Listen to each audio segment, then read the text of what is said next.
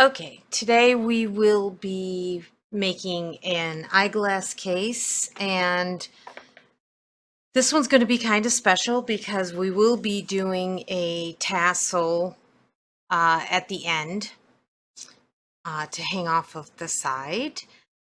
So we have our canvas, we have our lining with the special request of a monogram on the inside. We have our recording already made. We're going to use pretty much everything here. The glue is not for actually on the needlepoint at all. This is a hand sewn cording, and you need to use a sewing machine on it. This is the interfacing that's going to be put inside to give it stability for daily use. So give me a second and I'll get this cleared up and we will get started. So the first thing we're going to start with is I brought up my little portable blocking board.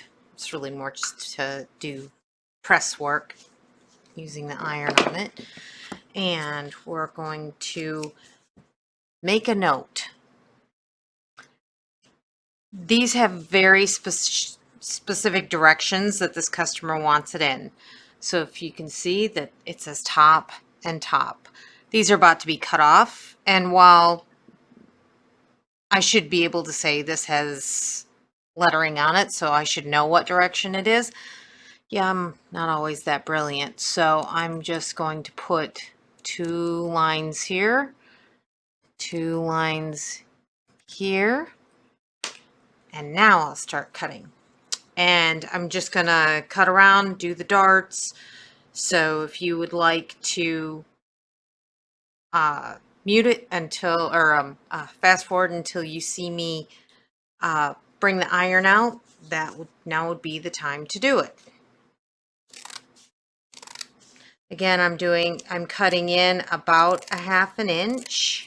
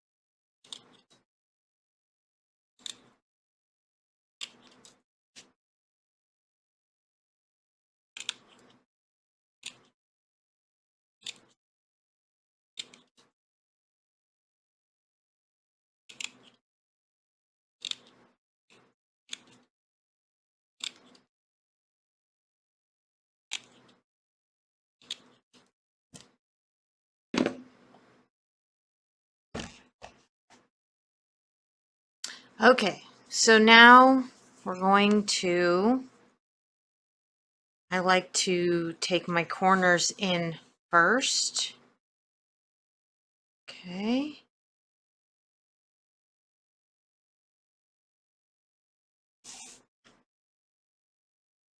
And I give them a quick press. And what it does is it makes the Yeah. Oh my gosh. Why can I not think of it? The sizing. There we go. Conform down. Basically glue itself down to the needle point. And it gets everything moving in the right direction. We're going to do all of the sides this way as well. You can go ahead and wait. So I like to have the ends down first because I want the top seam where we're going to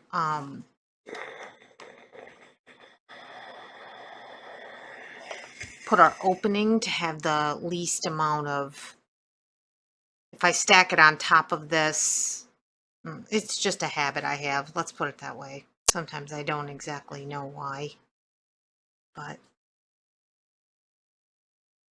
this is what I do. And then you can kind of roll up your corners like that, and it's a much kind of tidier corner. Okay.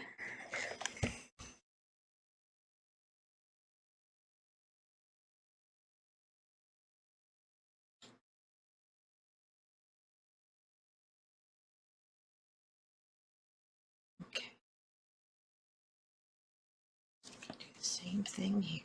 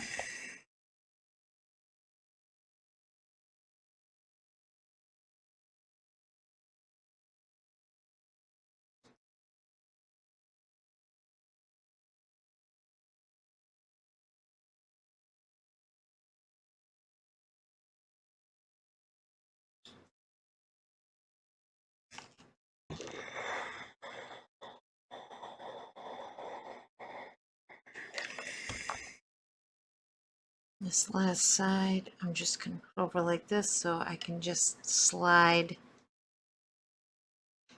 the interfacing in a little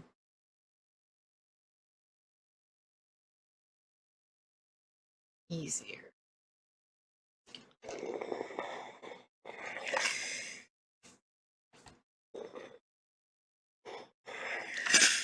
Okay. Move our little blocking board here. We're going to pull in our interfacing. I measured these prior to this and I need to make it a little smaller. So I'm going to grab my ruler.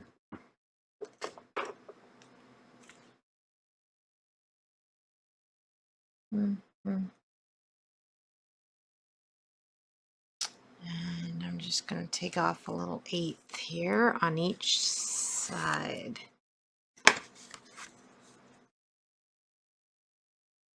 think I need a new blade in that.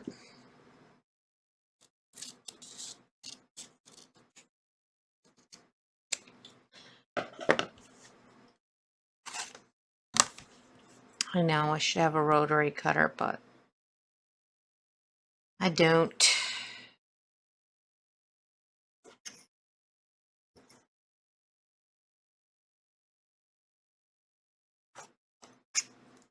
go. Let's take a look. I'm actually going to flip it over and put it on. Yeah. Okay. Originally, when I measured these, I measured them before I folded them up. Not my most brilliant move. Tried to save a little bit of time for you guys. But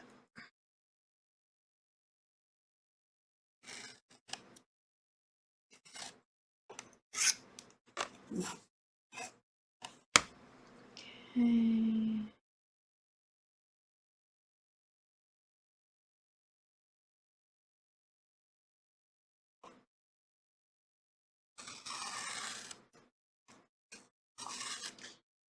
If you take this all the way to the edge of the needlepoint, it can get a little too bulky on your seams. So I am just making them a little bit smaller. We need our glue gun. Right. Get everything sort of lifted. Didn't mean to take that up. Sometimes they come up because they're stuck to the other waste canvas. But I kind of like it when they stay down under. Alright, so let's just hit this with a thin bead of glue. Not a ton. Just needs to hold it enough.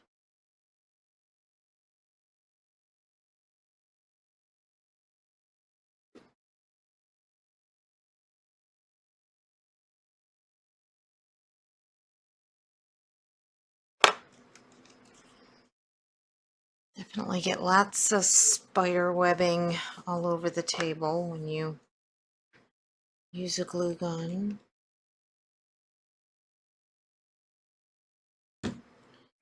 Alright, I'm just gonna keep doing this. If you want to, you want to make sure that you want to be able to see this row, because then it leaves no margin of error with being able to see it when you put the two seams together. If you notice, whenever I do finishing, and you're not really losing that stitch because you can still see it on the end, but some people say, well, that's why I would overstitch so I don't lose that one row. But the problem is that then you have to fold that one row really over if it's, like white, or you did it in a solid, an extra row of a solid color. If you sent it to me with overstitched and it just looked like another color of that, just a solid, I would leave it visible because I don't know that it needs to be turned under because you overstitched it.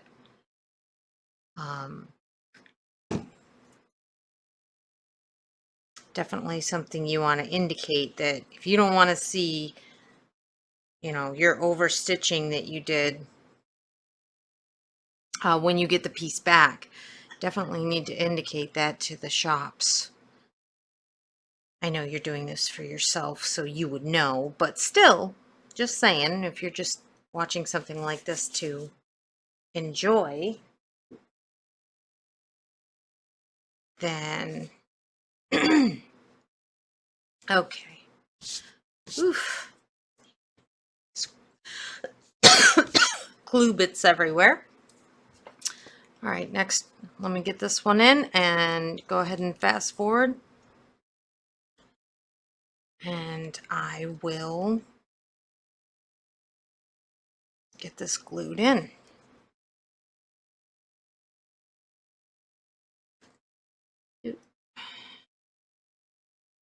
Doesn't always go as smoothly as I want it to.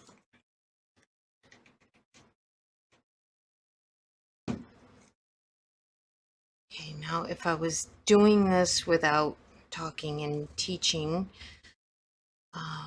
explaining, usually takes hour and a half to 2 hours, I'd say.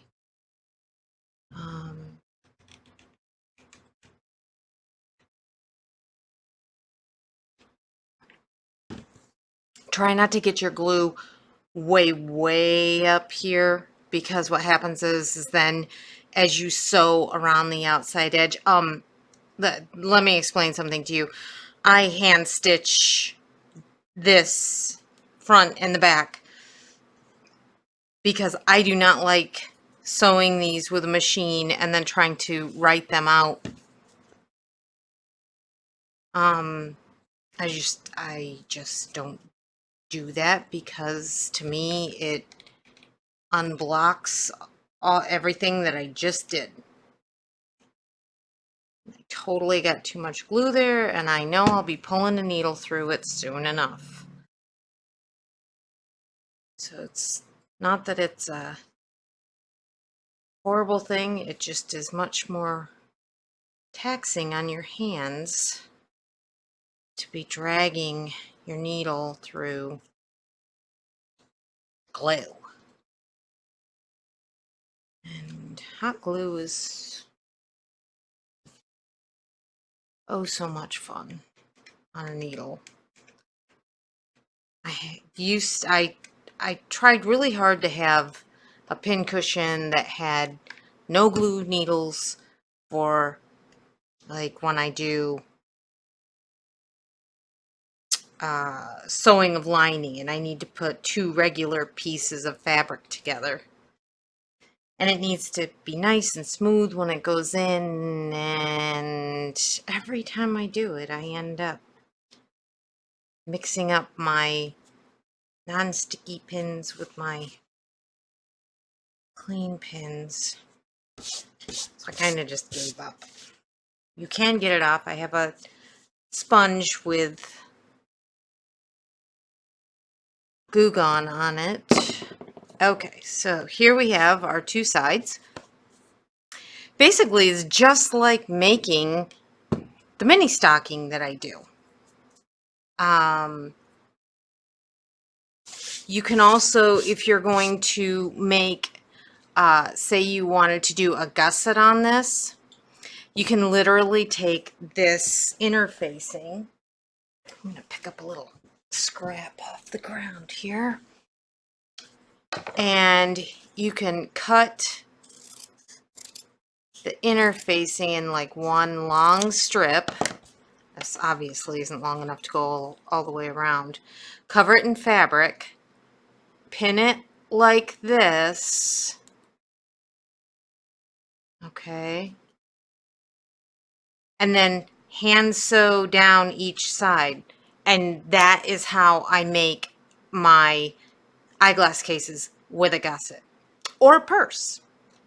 So that is a whole nother trick that I just learned, because again, I don't like, especially with purses, they're very pretty and they have special stitching on it, and I just don't want to write them by flipping them inside out and pushing them. Okay, so here we go. There's our two tops. We know those are our tops. We put those together. And I like to come down and leave a little V at the top. So that's 1, 2, 3, 6, 7, 8, 9, 10, 11, 12. Yeah. We'll give it about an inch. Oh, you know what? This customer gave me very specific notes.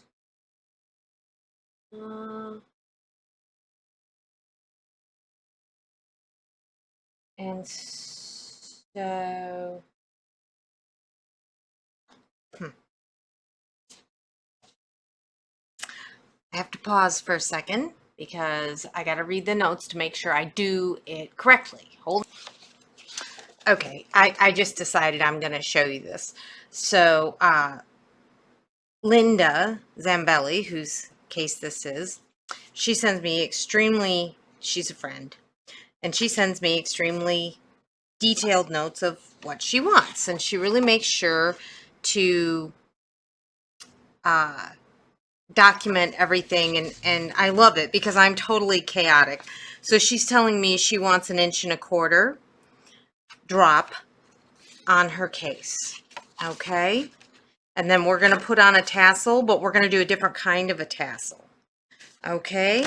And so she's also indicated that this is the front, so that if I get mixed up when I cut off those things, I actually had a backup other than those little pencil lines that I put on. And we're going to put the tassel on the right hand side.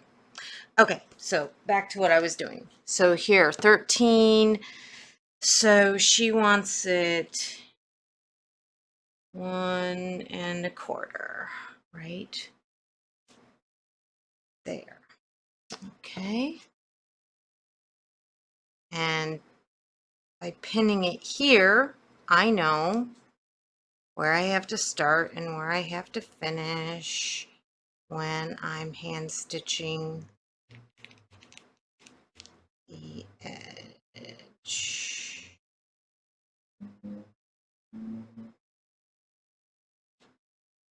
Okay. Okay.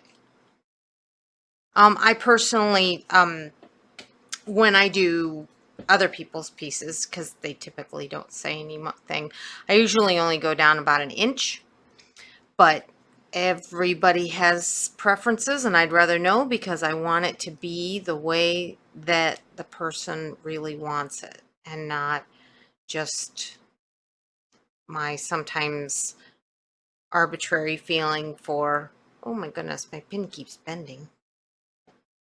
That was not, as you can see, I'm trying to find ones that don't have pins that don't have a lot of glue.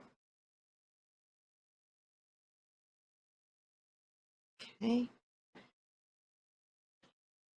And the reason that I really do pin it is because I don't want it to travel as I'm hand sewing it.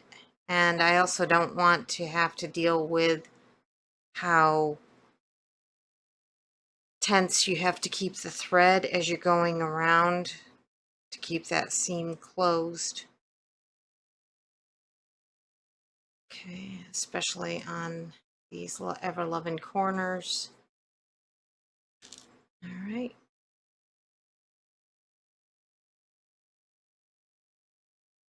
Okay.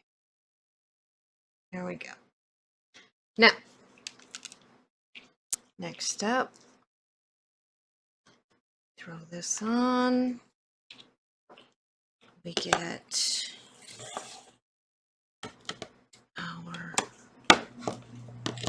thread.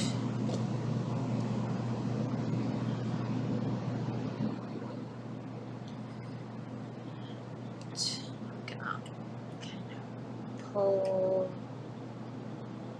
in tighter.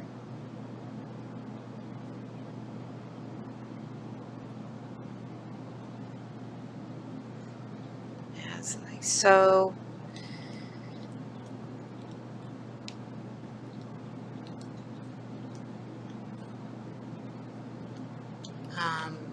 I think that once we get past this part, you'll like to see kind of how to deal with the lining aspect of it. It's going to be a little more difficult because we have a monogram on the interior of this. Okay, my knot is glued.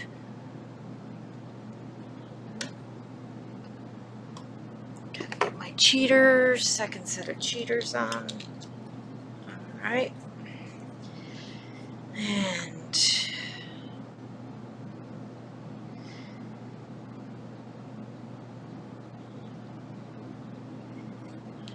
I saw somebody made mention of the how do you put the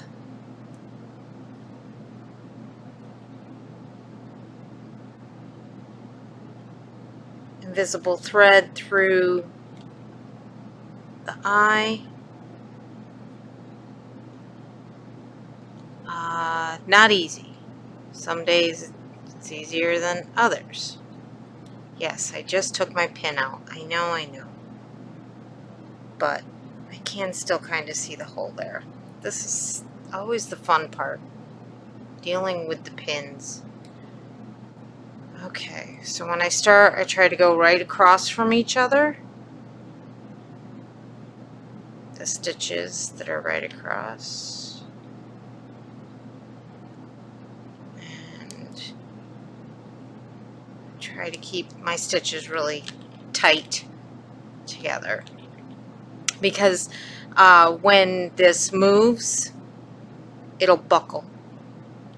And you want it to just be nice and tight, as if you were sewing with a machine.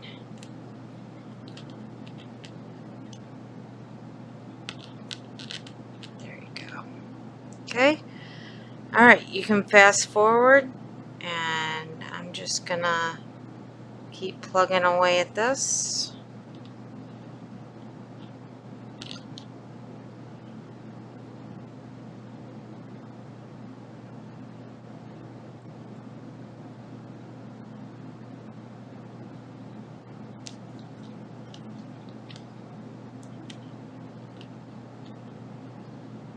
What's interesting is when I first started to do this, I didn't really know about the interfacing, and they just said, you know, the store that I was learning, basically self-teaching myself.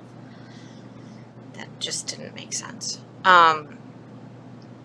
They just said, there's this hard stuff in there, and, you know, what can you use to put in it? It wasn't until later when I was trying to reinforce velveteens so I didn't pull through that I ultimately discovered the heavyweight interfacing.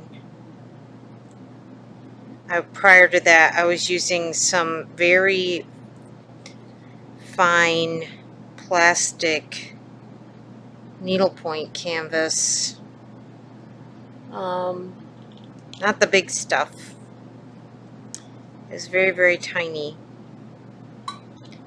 And so it's interesting how our skills kind of evolve over time.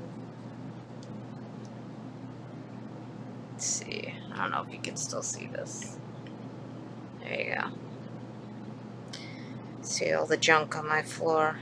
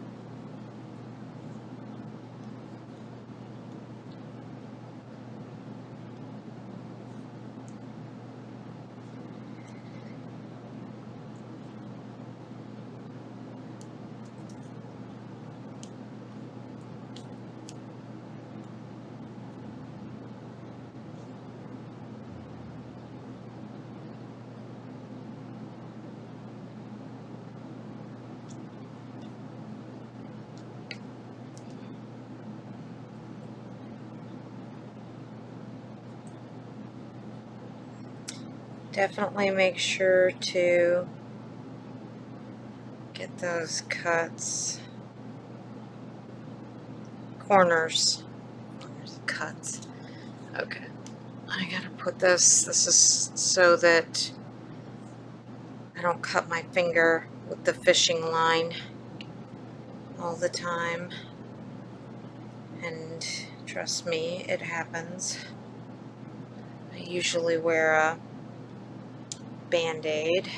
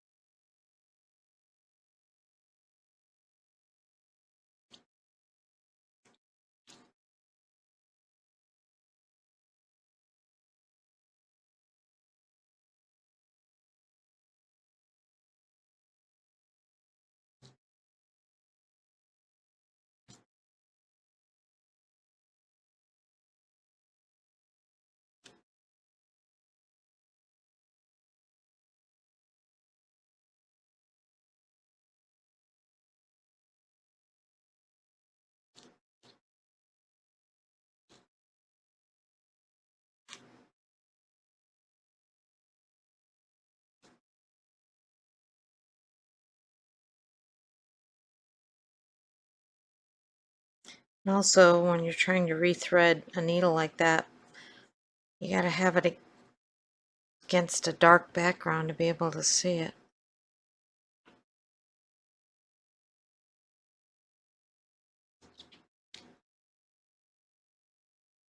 Almost.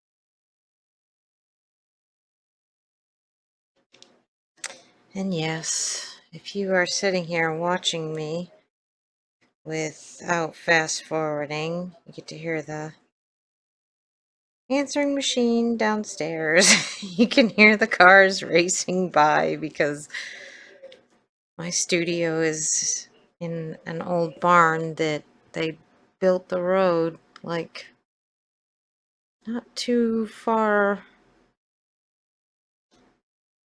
away from the building. It's that old on Cape Cod. Okay, so now we put our knot in. Okay. Do it again. Right. Now, I am putting the pins back in here for a minute, just as a marker. Okay. Okay. Now, so since this is the front, I want to put the monogram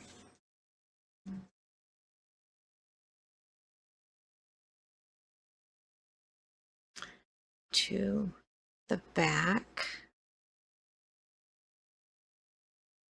like that. Yes. All right. And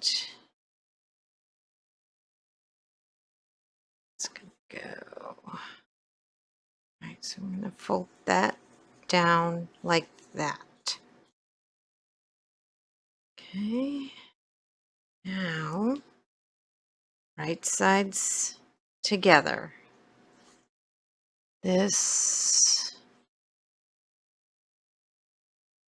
oh, that looks even. Okay. And, okay, and have to pull that. So there's, you can't make this longer, especially if I need to have a specific length at the top. So what we're going to do is this has a little bit of a gap here.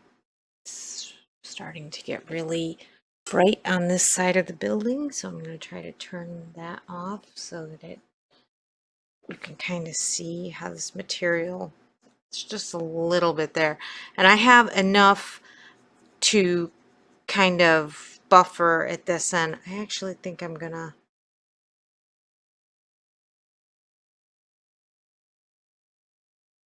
make it just a little bit shorter so that I can actually fit this in. Okay, so then what we do is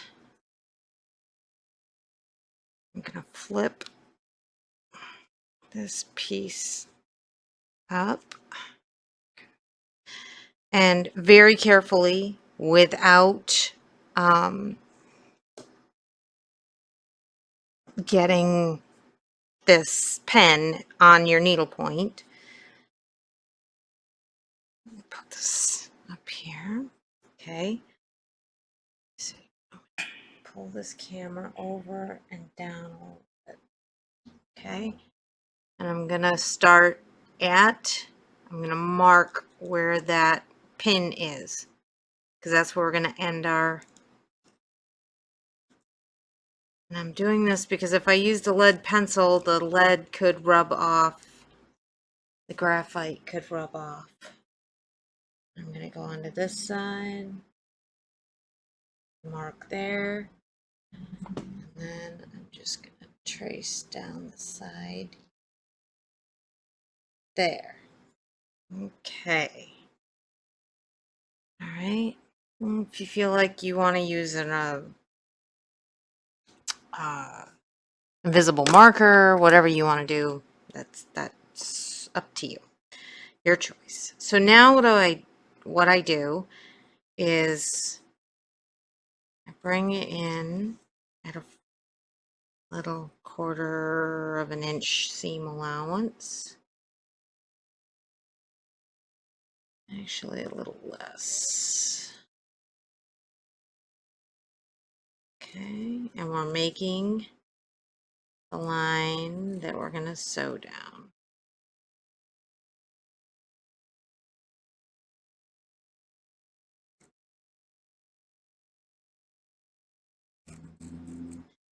And because we folded this part, we just have 2 seams that we have to sew. Okay, I'm going to pin it. Gotta love pins with glue on them. Don't really need to put a ton of pins in here. Oh, then I get a stubby one out. That's brilliant. Okay, and pop it up there, up there. Okay, I'm going to sew this and I'll be right back. Okay, so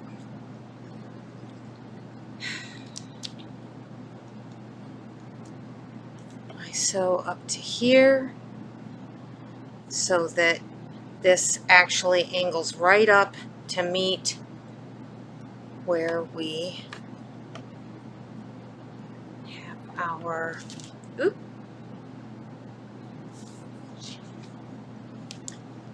seams end. Okay. All right. Cut in tight here. I usually use fusible interfacing on all of my materials, but as this is quite a heavy weave, I felt like it was going to add too much body to it, too much. It's just going to get way too thick if I wasn't careful.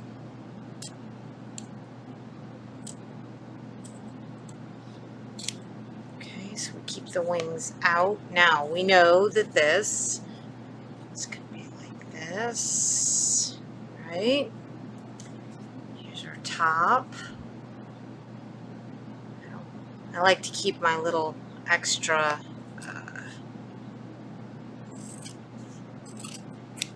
I didn't get rid of this fishing line where I ended, because then I can do the top of it with it.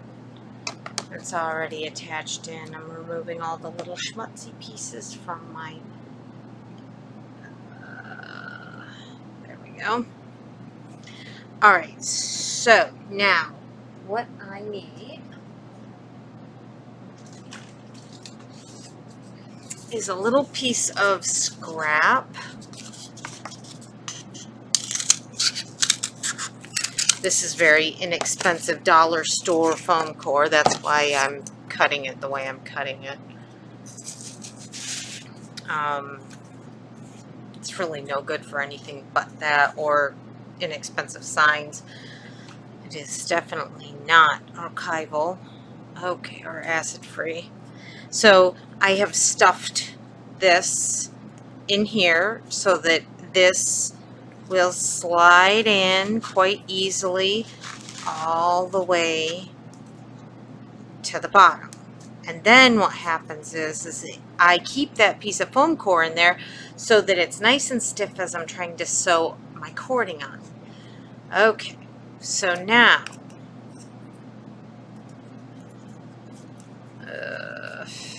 is it too close to the top? I hope not.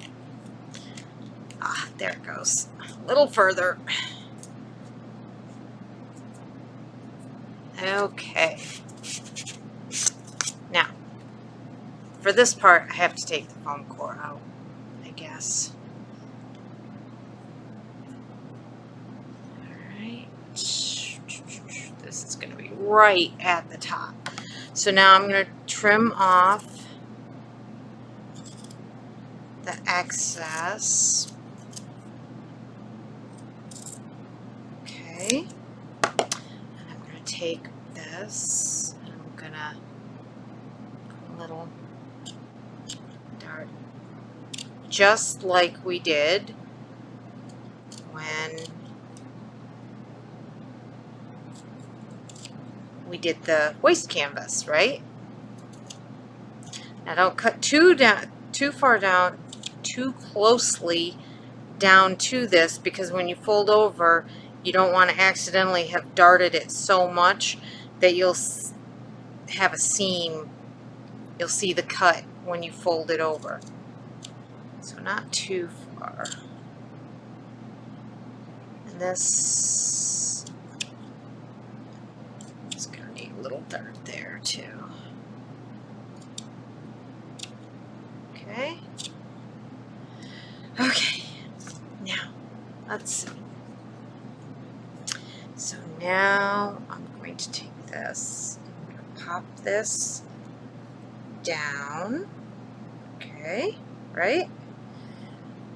Pop a couple pins in there. In the middle, because we still have to fold those sides over. Alright, sides and the corners in. Right? So now I'm going to pop these side pieces in. Yep, and pop the corner down. Just like that. I have to say, and we're going to use our nice doll needle right now, that I use it for a lot of things because it has just that little point on the end of it. I'm going to roll this canvas under, right?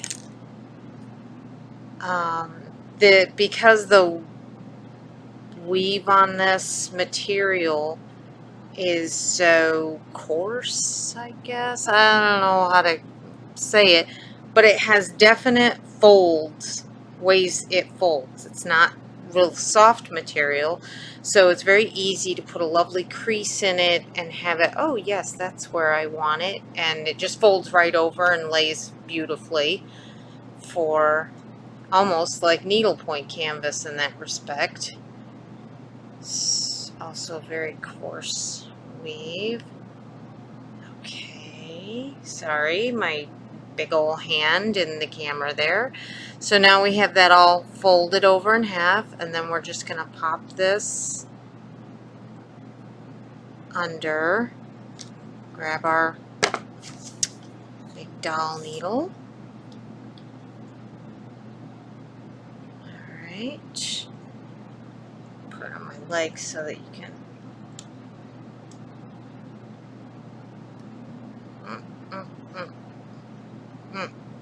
Okay,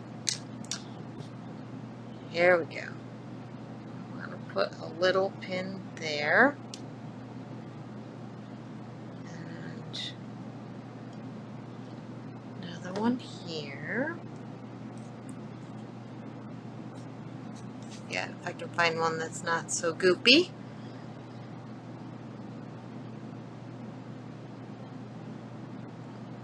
Okay, now take this, fold it down, and pray that it's not too close to the. Oh, look at that. Oop, you can't even see it. I'm so sorry. Let's pull it back here so I can have it here. So, there. See, you can see the monogram right inside of there.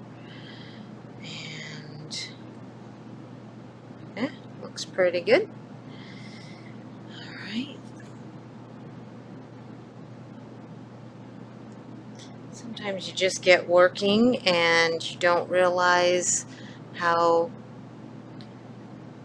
the viewer can't see a darn thing you're doing because your big fat hands are in the way. Okay. Well, my big fat hands. Alright. Now I'm going to do the same with this and kind of, this time I think I need to tuck that corner over because it's not loving the way I notched it, I don't think. Ah, that goes, that goes. Still need to pull that over just a skosh. Ow, and I stabbed myself. Hate to tell you, I do it a lot. Sometimes the band-aids on my fingers aren't to hold on my little thimble. It's just to keep from getting blood all over people's needlepoint. Okay, stuff that stuff down in there. Oof. Okay, so there's that side. I'm going to bring this over here. And again, we're just literally folding it in, not stuffing it so that it's all wonky and doesn't lay flat. Okay.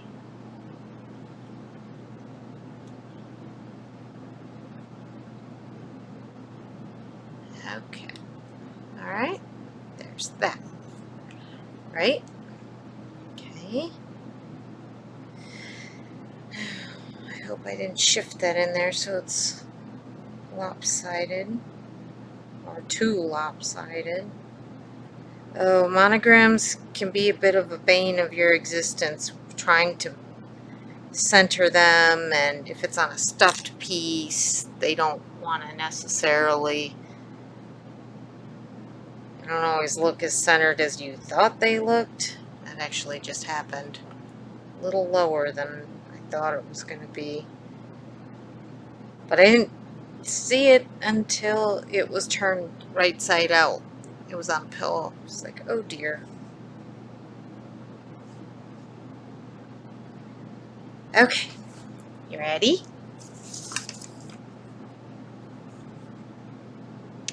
Alright, that. Yeah, that looks about right. It's funny how sometimes one side looks a little higher than the other side, but it's just how the lining is sitting there. Once you get everything on, it's usually pretty close. And stuff gets stuffed down in a little more too. Yeah.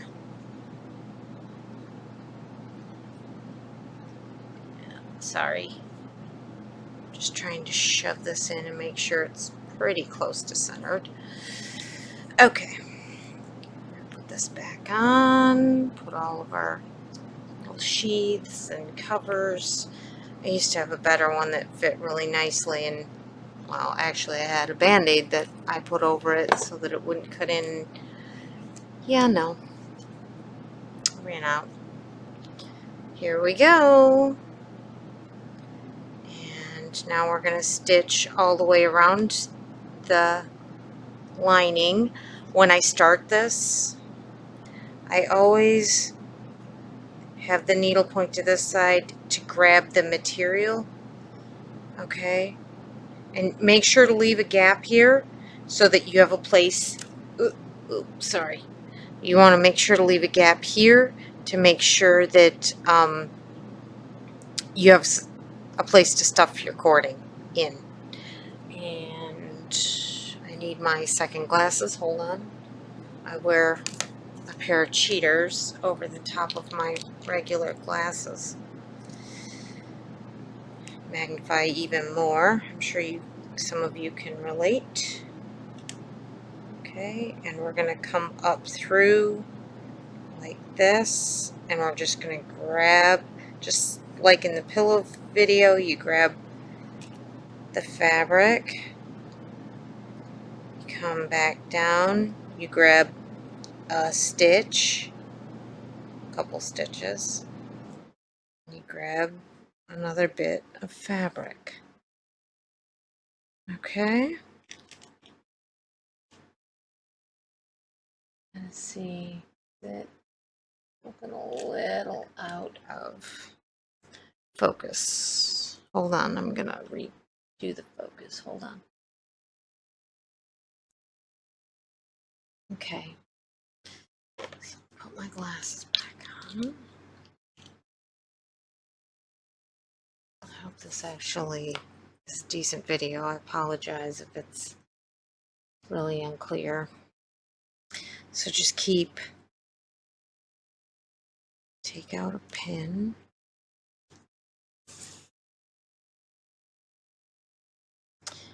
And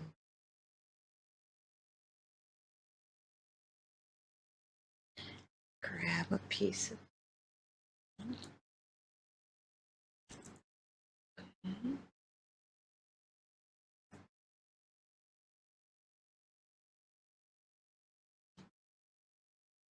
and go ahead and fast forward.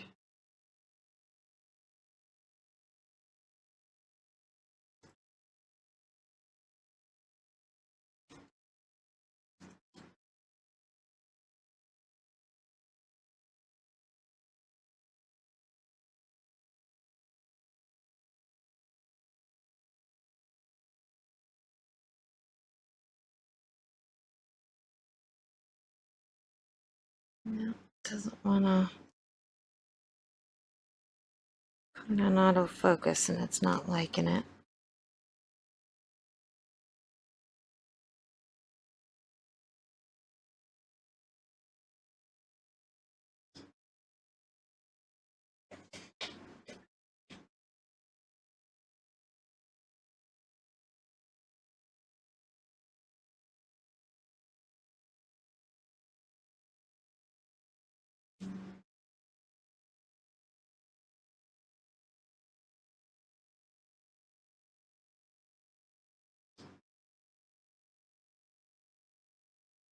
Okay, come back and you can take your needle and kind of push those back up so that you don't have a little drop there from where your needle pushed through it, and I'll show you that again in a second.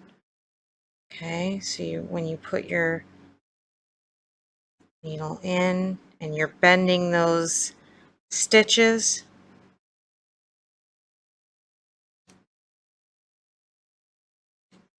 how it leaves that kind of little divot there, you can bring and just kind of lift it with your needle. You can use the doll needle or you can use just your regular needle or a pin. You can also kind of bend it and just push on it with your finger and manipulate the needlepoint canvas back.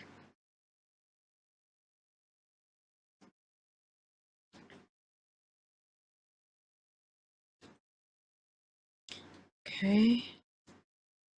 I'm going to push that lining down a little bit more because I want it to be right on that edge. I don't want it to fold up over.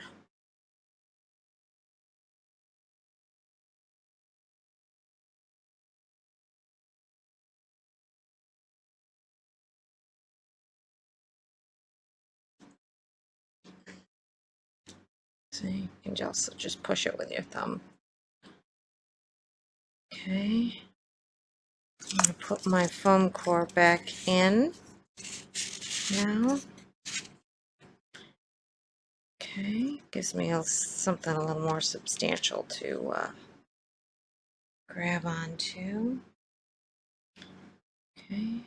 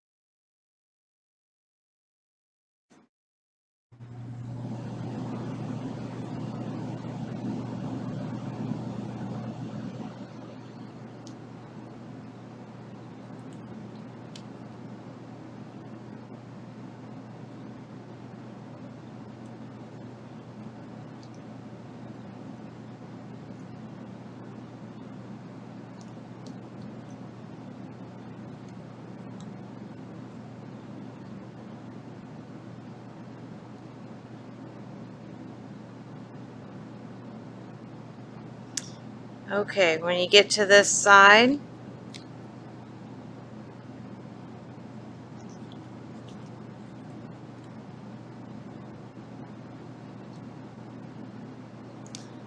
put a knot.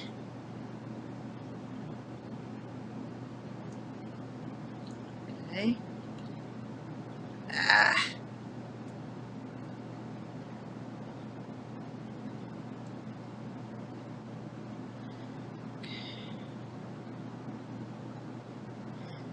These rubber grippies like to grab onto it.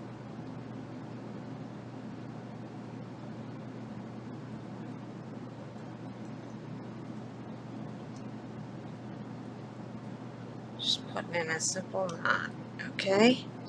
Because I want to make sure that I leave a gap so I can, on a standard one that doesn't have a tassel, you need to end here. You'll start on the other side and you'll end here with your cording. But with this one, because we're doing the tassel, it's going to be a little bit different. Okay. So I'm going to just come down here.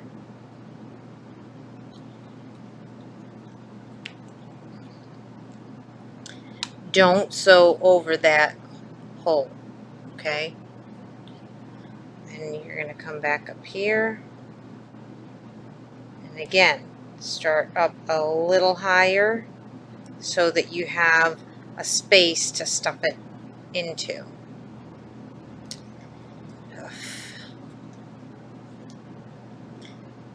Okay.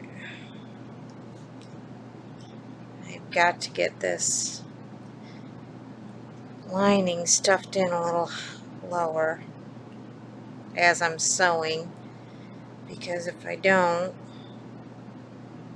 the cording as it goes across the top will be too high. So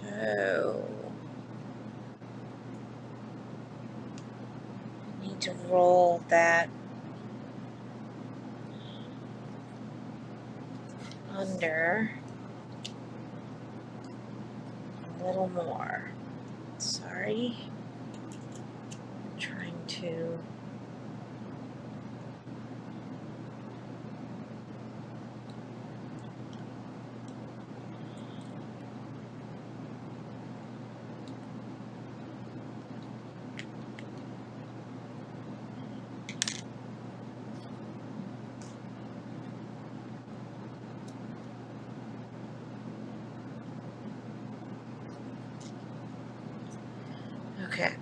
let's get back to this.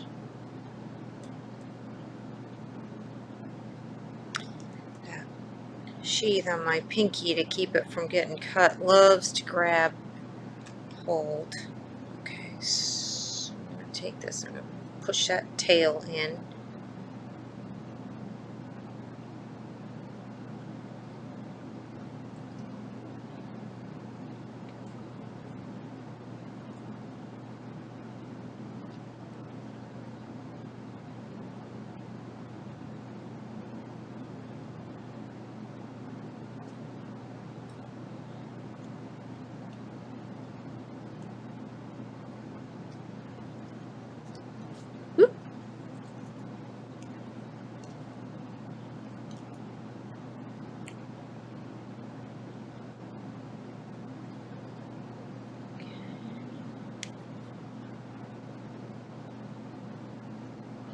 Out and keep going.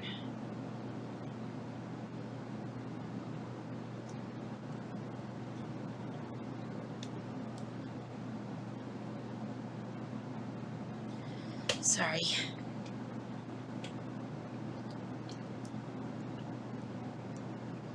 Not doing a very good job staying centered while I do this, am I?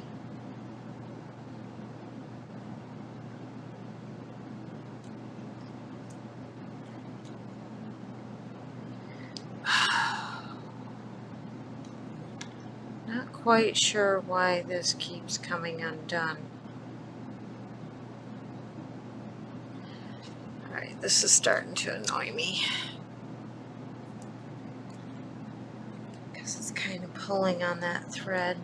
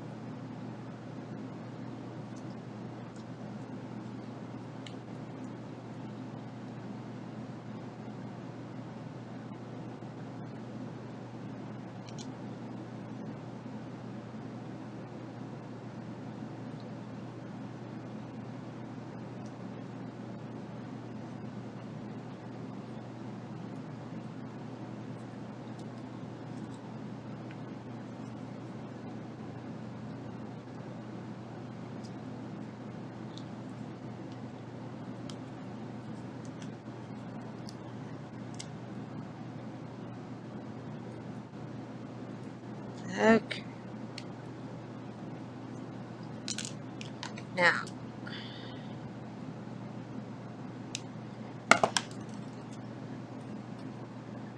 and cording time.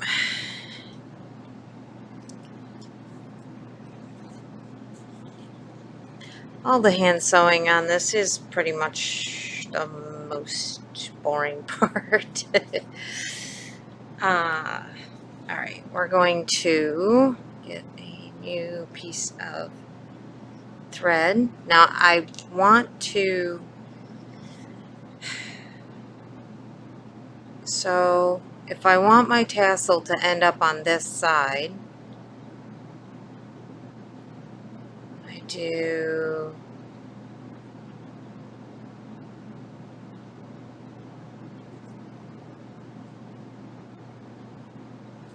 I start on this side,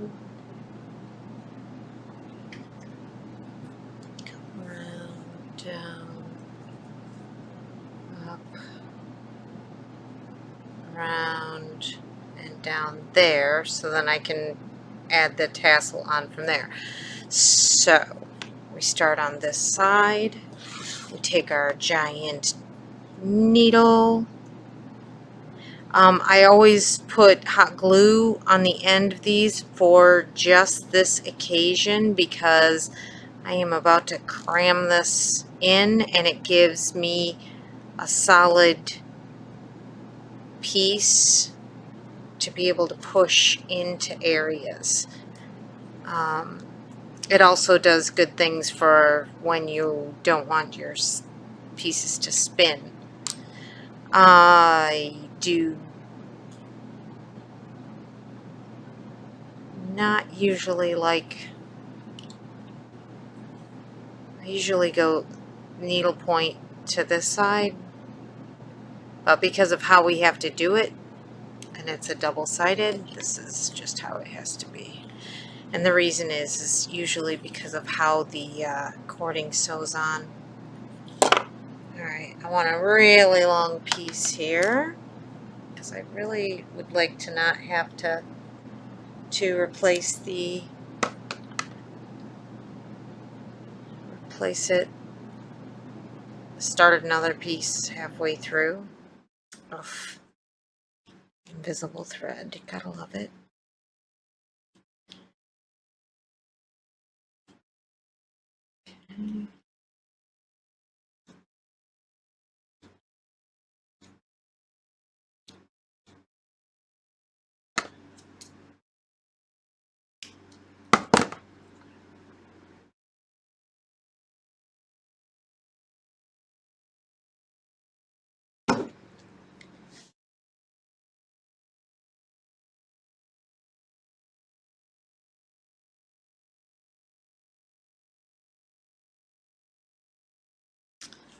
Okay.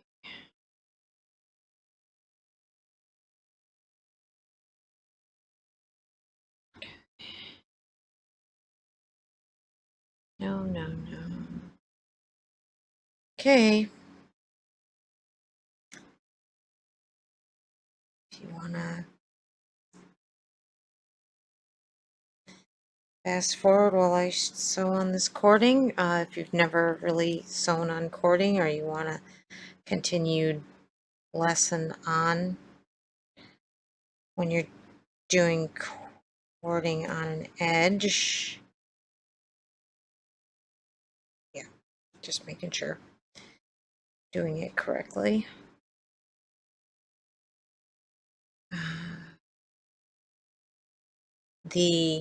Let's see if I can put this in. Of course, the sun's shining in and giving me a glare.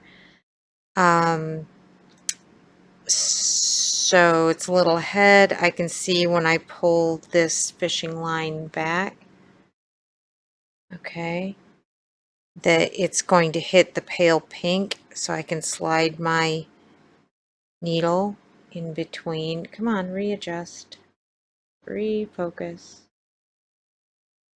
How annoying. So I'm putting it in between the light, okay, and you keep it back. Okay, see the needle there? So you're basically emulating that angle back that is your, oh jeez, let's hit the light.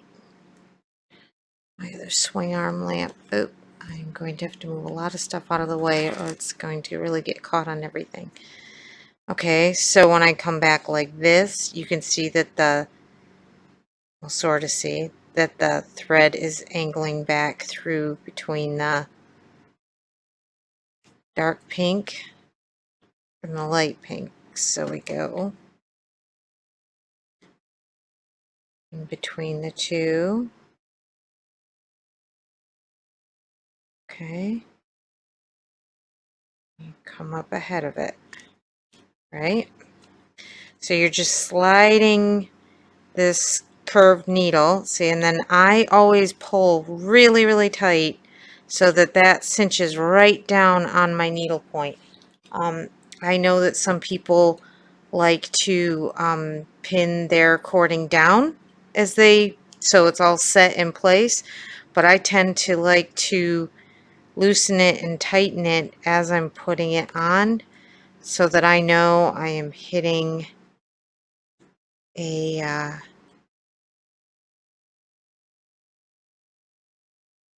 an in-between angle. I know that might not make sense. And a twist in the cord. Okay. So we just keep.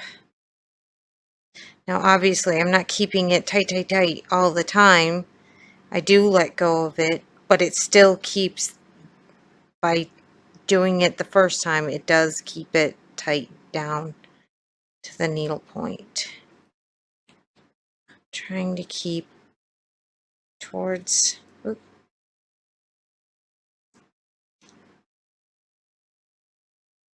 pulling it there, coming up in the fabric, a little further down preferably at this moment. Sorry. Because I want to be able to come back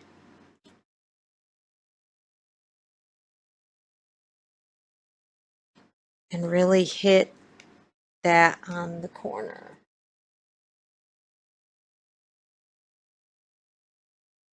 Okay, so now when I come back, I can slide it right in that brown, and it's going to hold that corner cording right on the corner tight. Otherwise, with something you touch this much, you don't want to have that cording popping on and off all the time. You want it to stay covering that seam, covering your mechanics.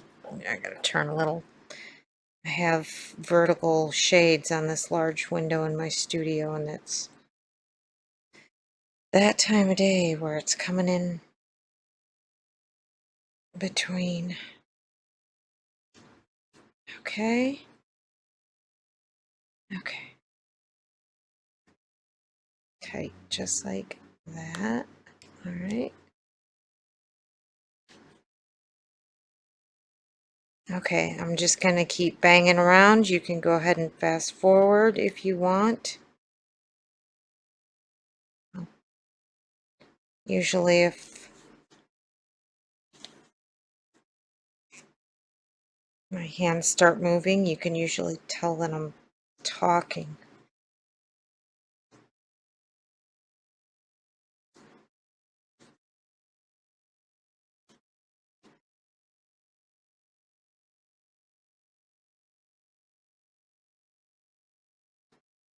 Okay.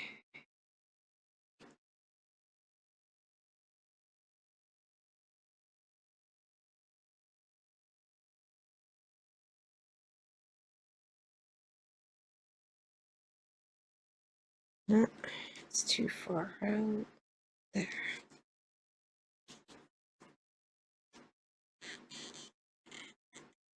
Yeah. Did I just skin it between? I did.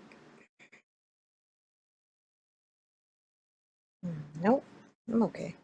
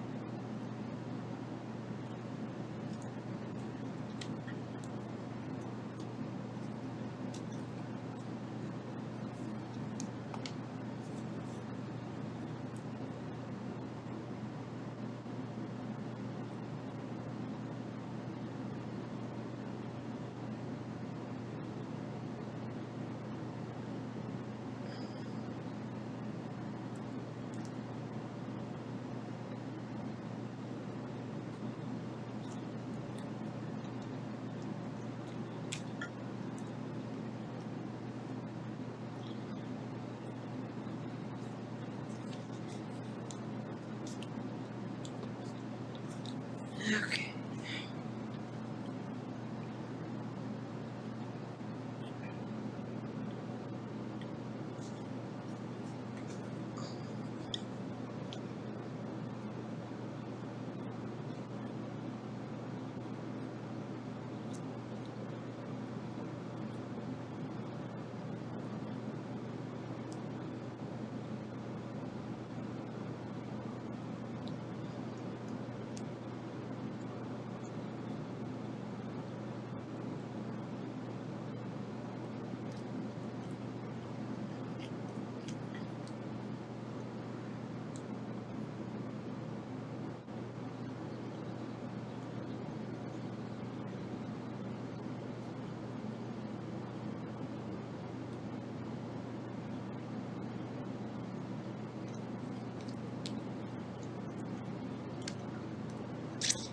So because we're putting the tassel on this, I don't need to leave this open.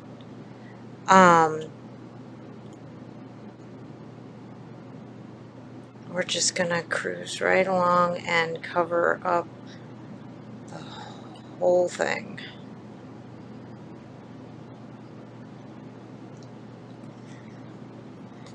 Okay. Yeah. 3 times over, I'm questioning whether I'm putting the tassel on the correct side and that I measured it right.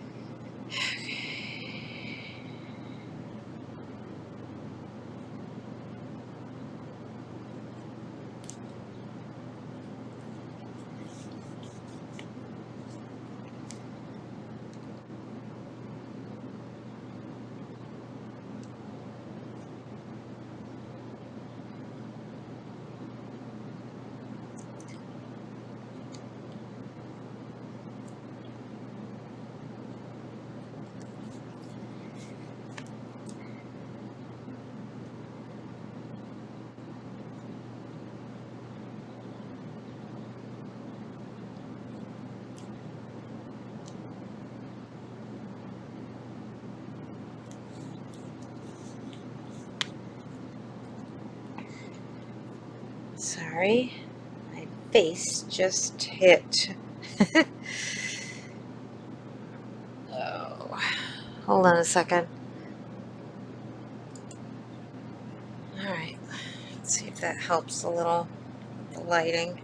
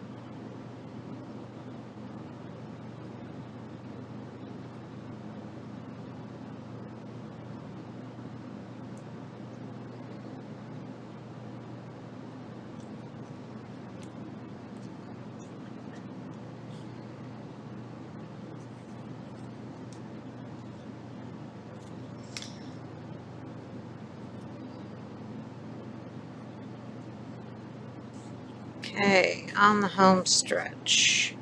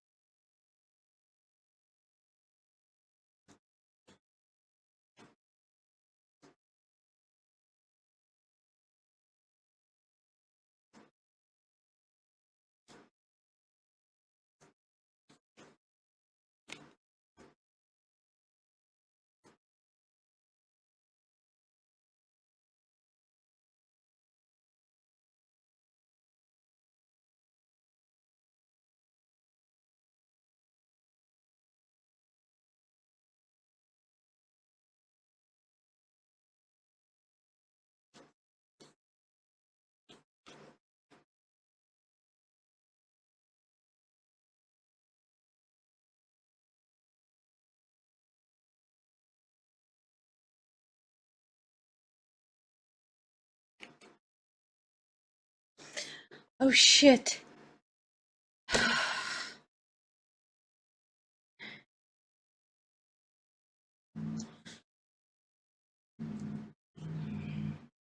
Oh, pardon me. I just realized I missed getting something shipped out. Dang it. Guess I'll be at UPS first thing in the morning. Pardon my language.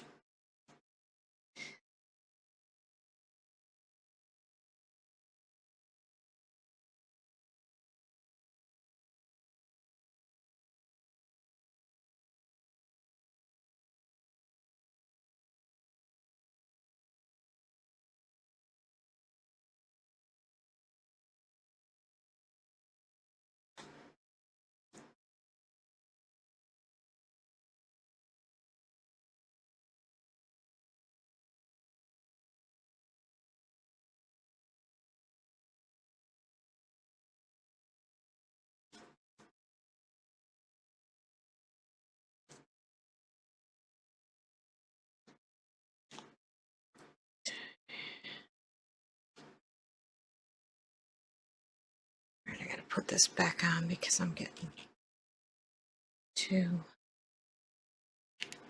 starting to hurt too much.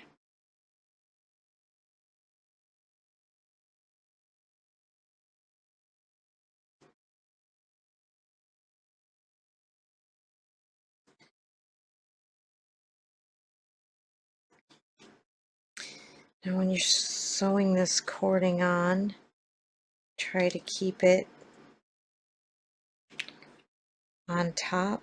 It's gonna want to fold down, pull down in.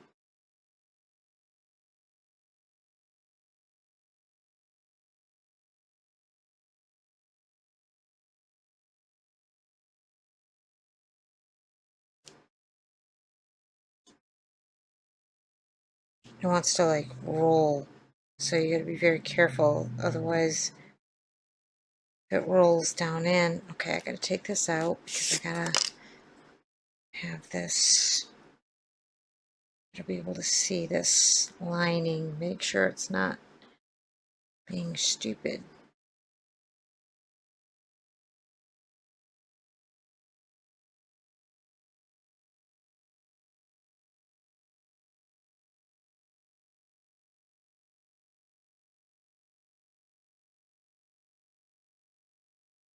Feel I'm catching glue.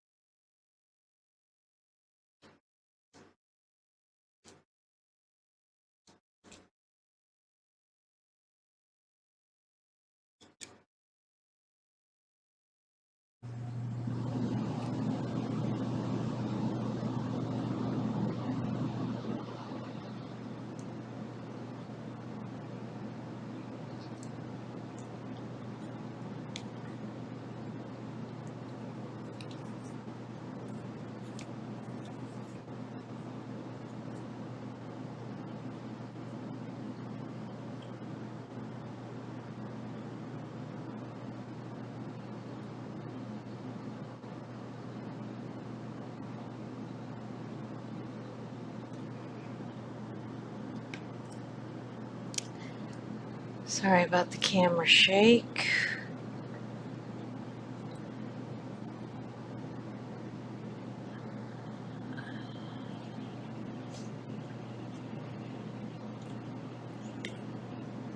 I just hit it with my face. Okay.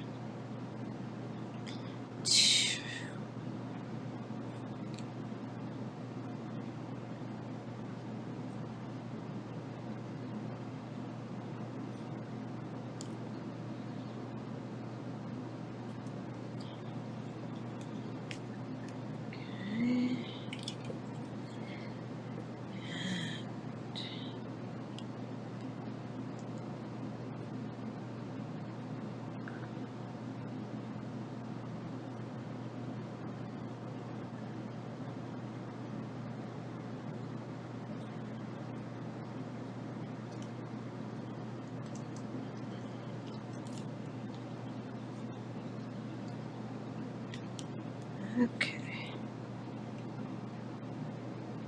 Now, I'm just going to take this. I'm going to do one more. Pull it through the cording like this. I'm going to grab this and put a knot in between the two. Okay. All right. Yes, just like that. All right. I'm going to take a second and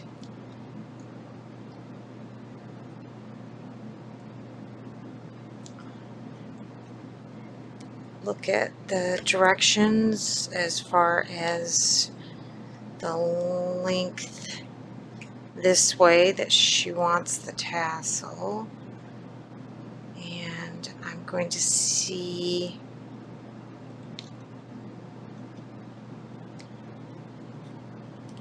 what I might be able to do to make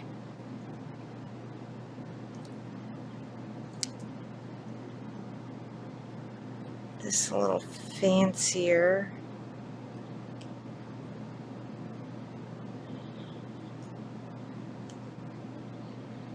Because I definitely want to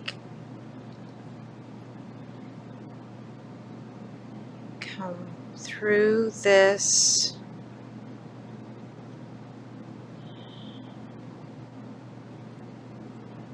and make sure that these two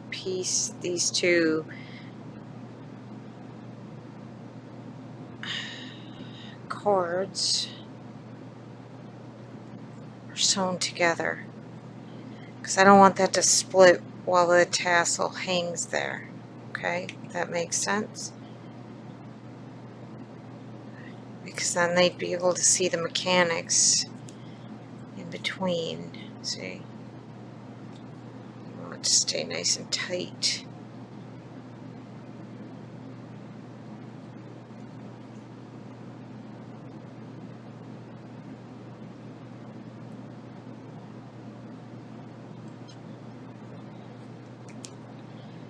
Now, okay, good. Now, as with always, I don't just ever cut it off there. I feed my needle up through, and then I cut the fishing line off into the needle point so it ends nicely. Alright, so here's that. Alright, I'm going to pause first.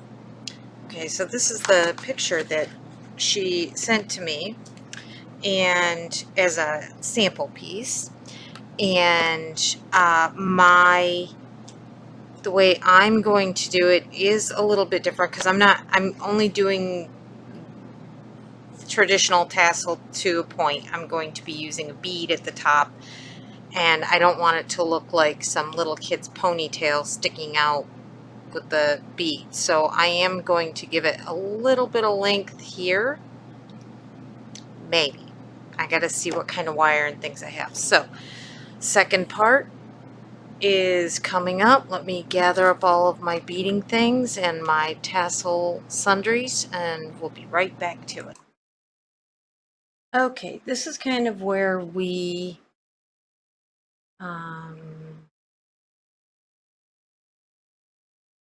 make it up as we go along. How's that sound? So, because I haven't ever attached one quite the way I'm doing, this is as much of a learning experience for me as it is for you. But this is how it goes, so you get to see the good, the bad, and the ugly. So the first thing I have is, basically what I'm going to do is I'm going to drill out part of this bead so that I can bundle the fibers around this, put a line through it, make a traditional, you know, pom-pom tassel-y looking thing with the colors provided. And then I'm going to feed it up through this. I'll probably end up pulling the bead up this, then attaching the tassel puff here, and then sliding the bead back down. That's what I'm hoping for. So you might want to mute this as I am drilling out a pilot hole a little bit wider. It would help if my power was on. Hold on. Means I gotta unplug my eye.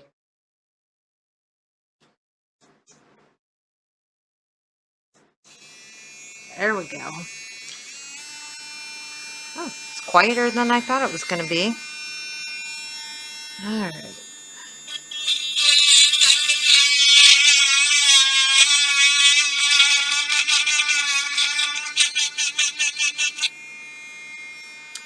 All right, so that, all right, that hole's cleaned up.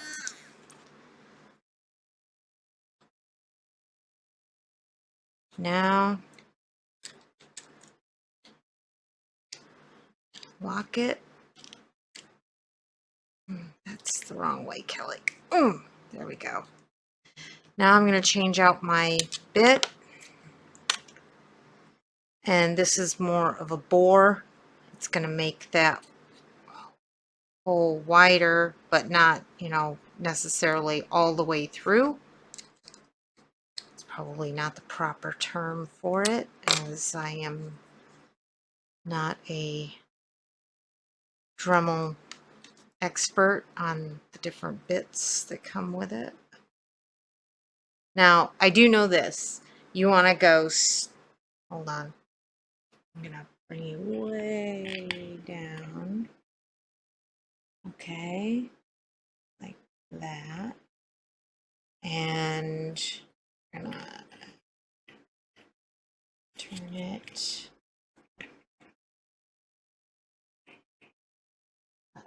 like that. See if I can get it to stay and not be in my way to actually, okay.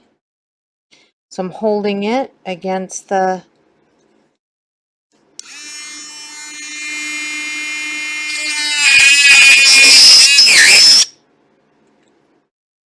this one doesn't have the torque that the big one has, sorry. So it's going to keep shutting off on me. Hello, refocus, thank you.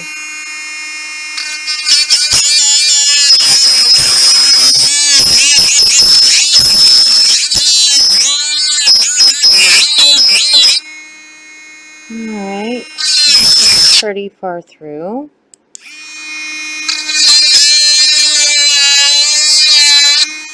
Okay.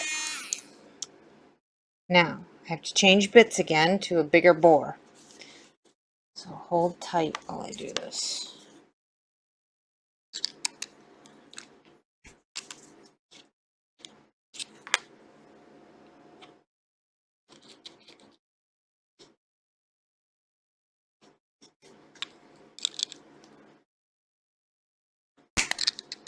Oh, snap. Did I just break my thing? Oh, no. Whew. That just would have meant I had to get the big Dremel out. Okay, let's see if we can make this bowl open better. A little wider.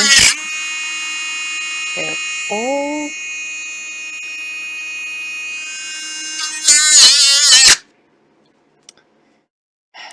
I might have to shift to the other one.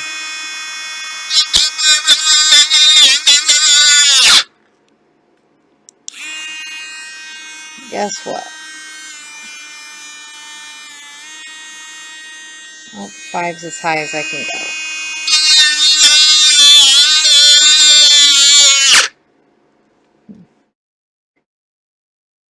Well, that might do it. Nah, that isn't gonna do it. Who are we kidding? Alright, give me a second. Change out the chuck again. Get the chuck key. Oops, geez, turn it on, Kelly, while you're trying to take it off. That's brilliant.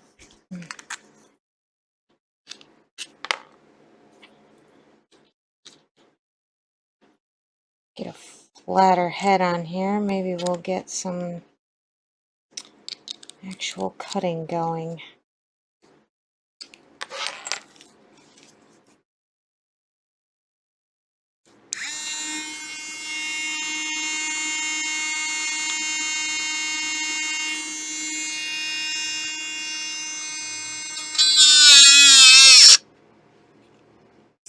I gotta stop pressing down so hard, huh?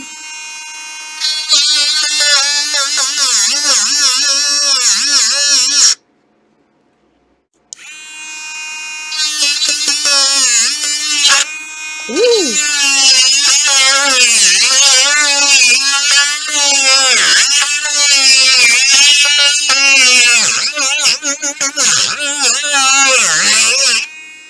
Ooh, there's some progress.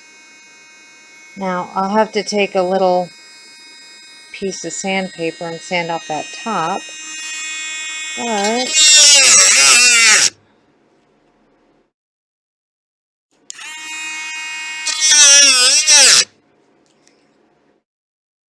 I think that's pretty good. Okay. So now, I'm going to take this up. Gotta throw it on pause again. Okay, now that, ooh, almost dropped it. Come on, focus.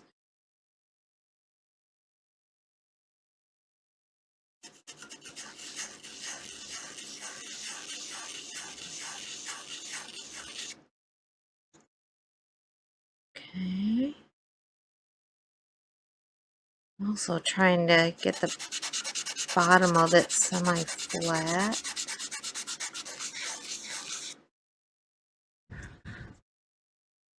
And what we can do is once we put that up in,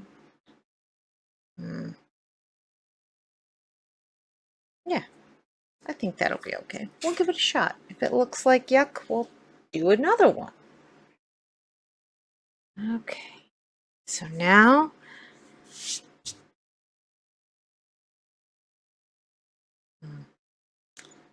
make sure that's still sort of centered.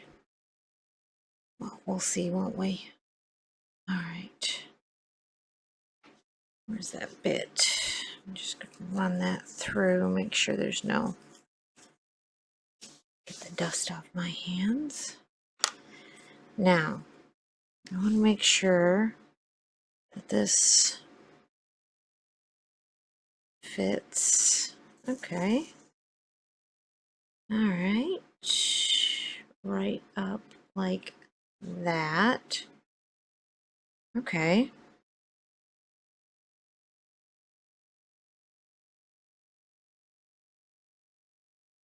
Okay. Yeah. I think that'll work.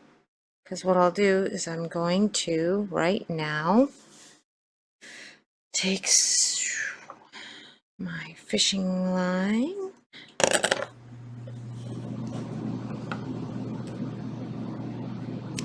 That.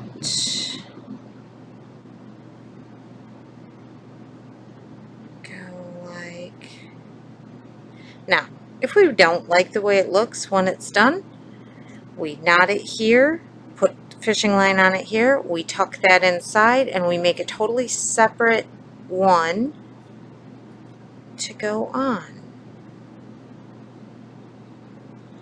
Right? Right. That is a plan. Okay. Now,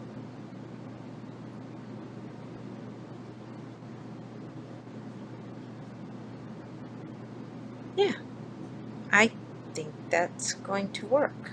And actually, I could probably go a little higher with it.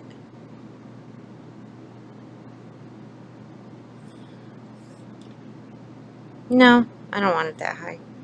No. Because, again, it'll look like that ponytail.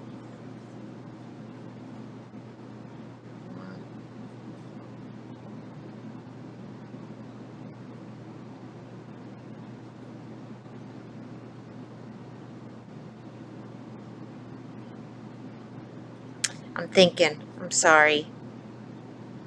No, I changed my mind. Okay. Taking this, we're going to put that in. We're going to put a totally separate little nudger on there with this thinner cord that comes out the top. Okay. So what'll happen here? Oh, you know what? Sorry, I'm so wishy-washy. Take this.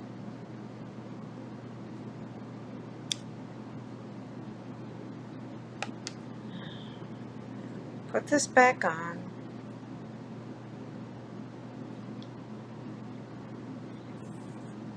Okay. Okay, just like that. And I'm going to take this, bring it up just a tiny bit higher, like that. Yeah, like that.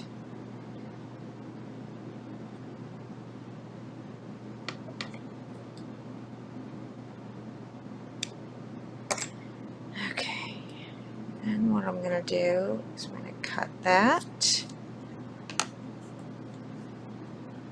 I'm going, sorry, turned that and I need it back down again. There. Now I need to take, I need to grab some glue. A glue stick. Alright, and I'm going to glue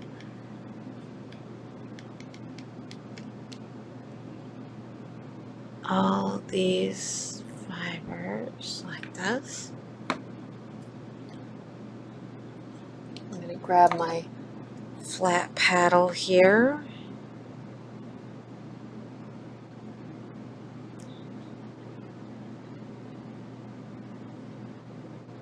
Okay, nice and tight. Okay, yeah. Now I can trim that right down.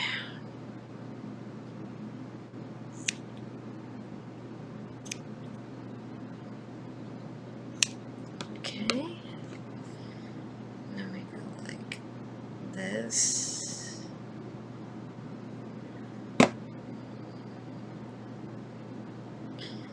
I still have the potential to not do this right, so bear with me. Okay.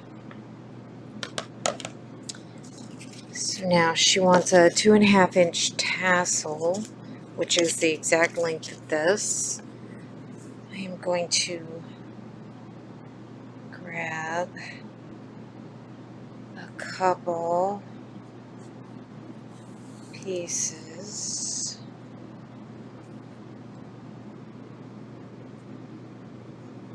Of the brown, pink, dark pink, and another brown. Okay. I'm going to kind of just take them all.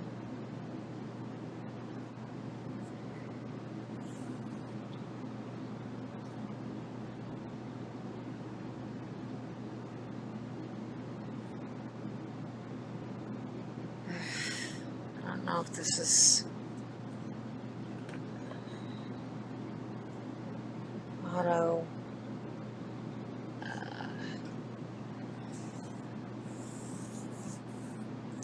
What have I got? And then another one like this. Right. We're going to take and we're going to make a slit in our foam core.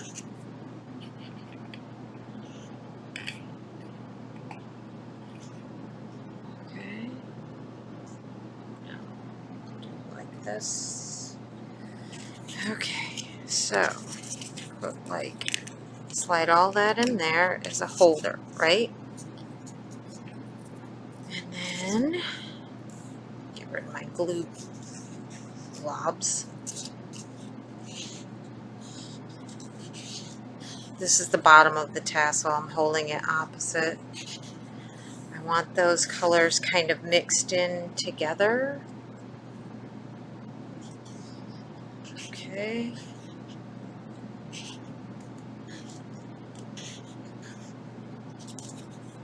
Alright, so I can't get it all the way around. It's going to be too short. So I am going to pull that off there because it won't go all the way around again. Alright. And I'm going to try, can't make it too fat. It'll be a little puff ball more than the other. Grab a light color from my lap. Okay.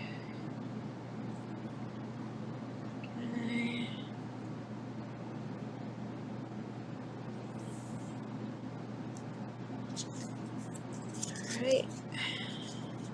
Go like that. Kind of hold it.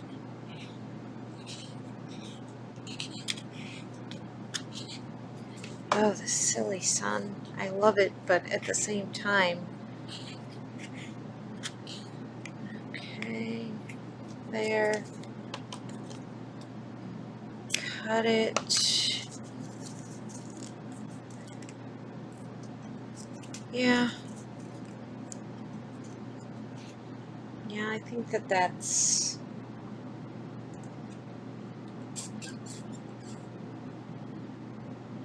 Yeah.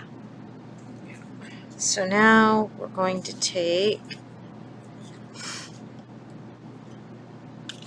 I'm going to use a piece of fishing line here and my lovely large needle.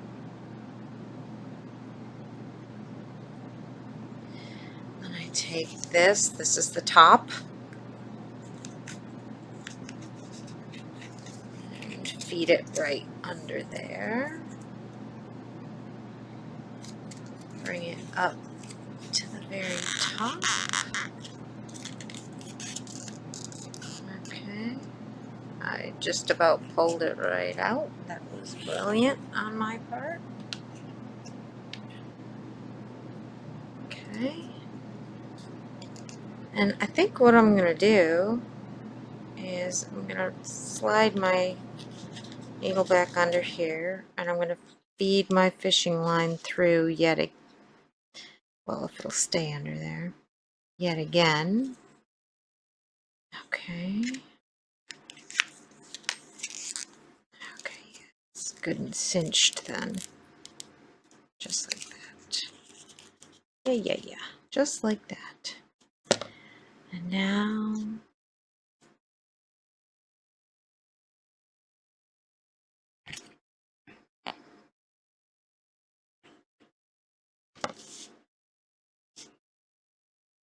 I'm going to grab the elusive fishing line and I'm going to knot it. Okay, like that. All right.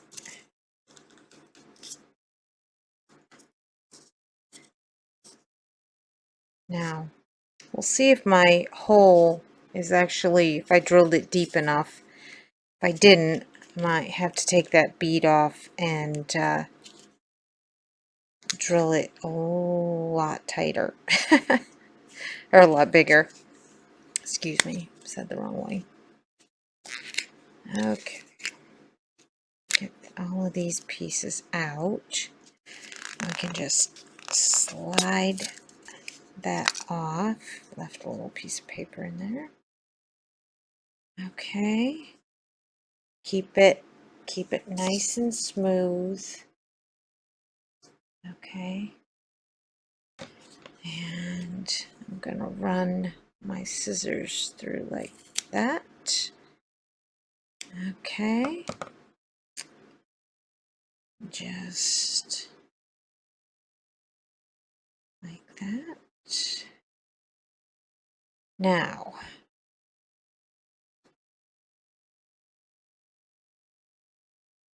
when this slides down, this will come down like that.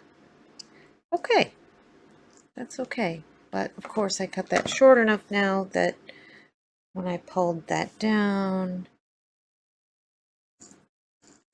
decided to kind of retreat up in there. So, now what we do is we take this, we take our curved needle, and we're going to sew this right up in.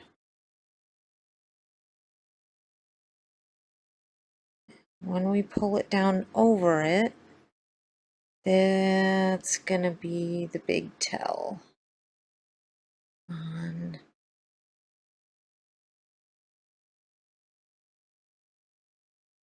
if our bead is up high enough or not.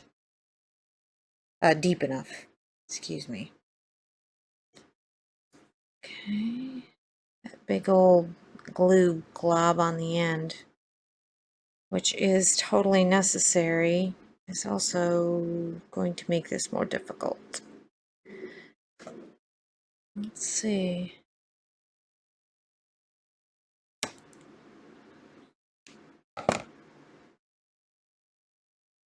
So,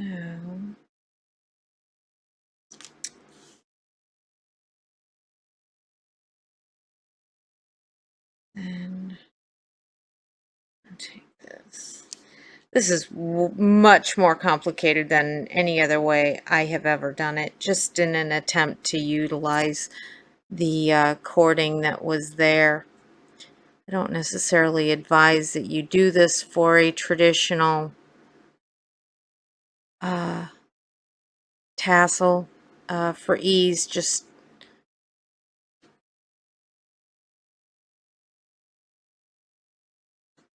all right, I'll take that. I don't know, you can't see it because of the ever-loving shadows. There. Let's see if we can squat that right on the end of that. Yeah, just like that. Yeah. Wahoo. That worked. Alright.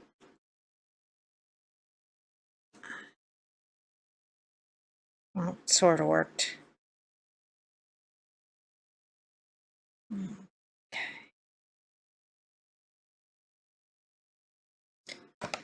Do that. Oop.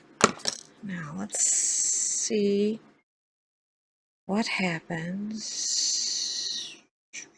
What are you? Not quite sure where you came from, and it has me a tiny bit worried.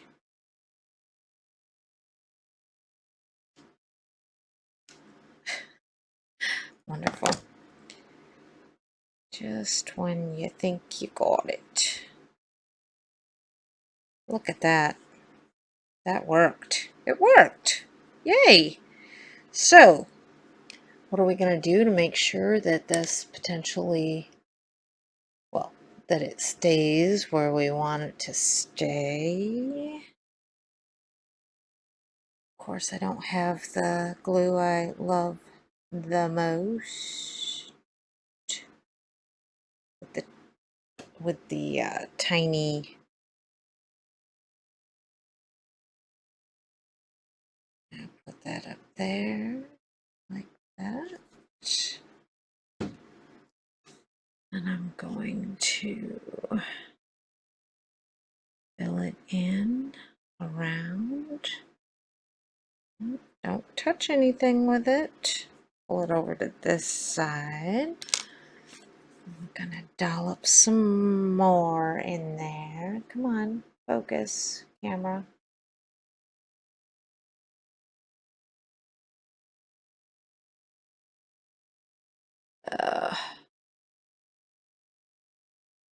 There we go.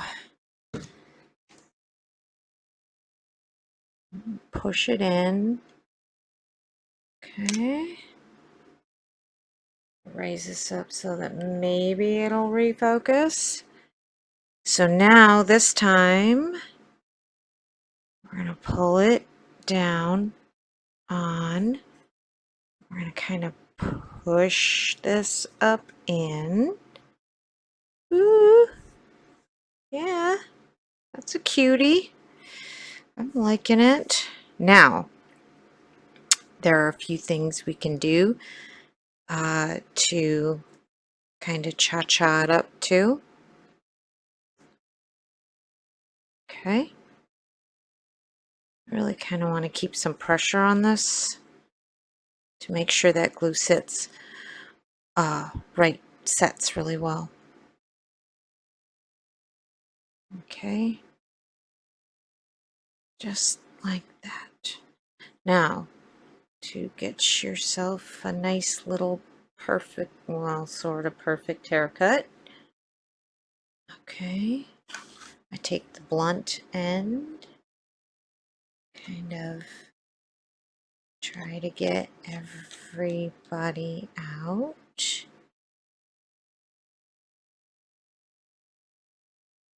Alright, I think we need to turn it over because I think some of the things on the back side are probably a little longer. And kind of group it.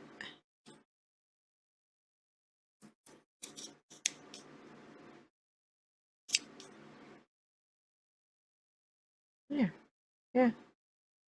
And then you push it a little more. And then you go like that a little more. Make sure there aren't any. And then kind of do the do. Realign everybody. Make sure there's no big stringers hanging down. There we are. All one piece cord. Hold down. In retrospect, I would probably sort of pin the cording on now and do this first, even though it would be annoying to kind of sew it on with it there. But I think that's a pretty nice little eyeglass case and definitely matches her specifications that she asked for. We have our lovely monogram on the inside. Let's see if I can turn it and you can see. And then, right? Yeah. Okay. And that's basically how you do an eyeglass case. And in a pinch, I would definitely do the tassel a little differently so it's not so difficult and you're just popping it in there. But that's a great way to do a basic. And you can get these uh, beads with them already cored out, but they're usually plain, and I kind of like the finish to this because it tied it into the ivory on the interior. So I hope that this helped you out and you weren't too bored while I was making the tassel and trying to figure out how to put it together. All right, good luck with your finishing. Happy sewing. Bye.